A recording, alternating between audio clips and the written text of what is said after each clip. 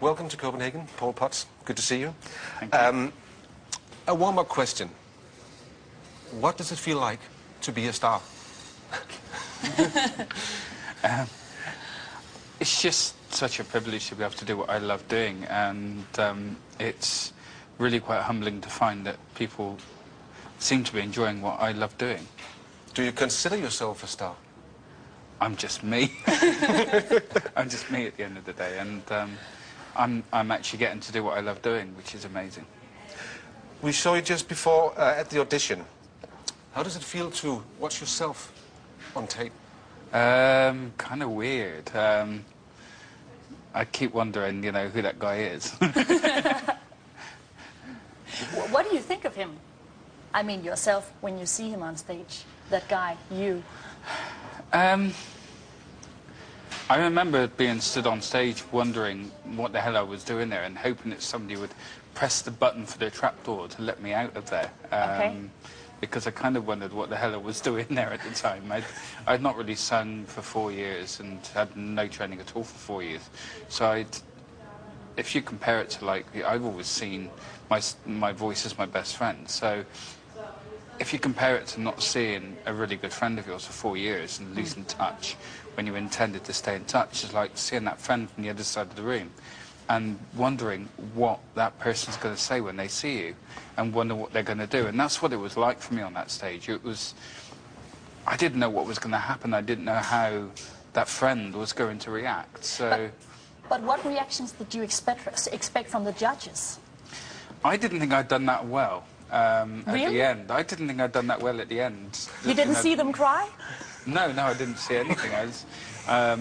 I could tell that the audience were enjoying it, but I just didn't imagine that I'd get any of the comments that I did get from Simon, Amanda and Piers.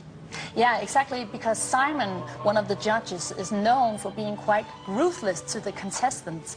How nervous were you for his reaction on a scale from 1 to 10? I would say probably 12. I've always respected Simon as someone who always speaks the truth. And so, as far as I was concerned, I didn't hit the top B as well as I should have done. And I was expecting to get quite a lot of criticism from him for that. Okay. So when you heard the judges, that must be quite overwhelming for an ordinary bloke like you, wasn't it? It was, and you know, I found the whole experience quite surreal. It's wonderful to do what I love doing, but I never expected to find myself, you know, in other parts of the world. Are you a shy person? Or I am. I'm quite nervous now, actually. But you're safe with us. I am a naturally shy person when I don't know people. When I warm to them, it's different. But I'm still the same guy that stood in front of the 3 judges, feeling, you know, what am I doing? What am I doing? You know, and I'm still essentially the same guy. I've gained a bit more confidence along the way, and you know, it's just incredible to find that here I am, you know, less than 3 months later. After doing the programme and finding myself... But what amazes us is that you have had this voice for many years. How come that you never really believed that you are a singer? I've never been a hugely confident person. Singing was always something I loved doing, and it was something that I would do for myself, and I've always been someone that's followed my heart rather than my head, so I used to spend quite a lot of money on my voice when I really should have been saving it for other things.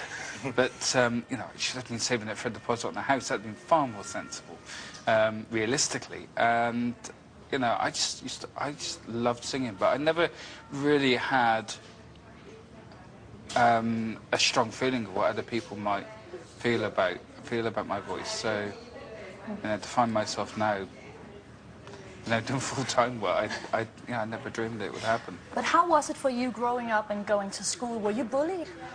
I did get quite a lot of bullying because I was a bit different, and I'd always been determined not to change who I was to make myself popular. So I just kept being me, and you know, that's kind of a philosophy that I've had through my life, and you know, it remains with me to this day. You know, I'm not very good at pretending, so I've never seen the point in starting.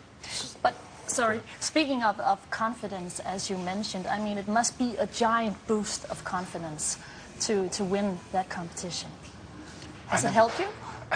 I never believed it would happen, but you know, I'm gaining confidence as I go along, and you know, it's truly humbling to find that people are enjoying what I love doing, and you know, to find myself, for want of a better phrase, living my dream.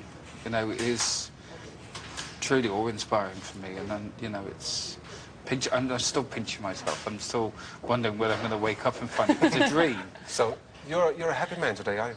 Yeah, I'm really happy to be able to do what I love doing, and you know, that's a privilege, and you know, it's certainly not a right, and you know, I don't take anything for granted. And we are very pleased that you could join us today, and we look forward to hearing you sing a bit later. Thank you for now. Thanks for having me here.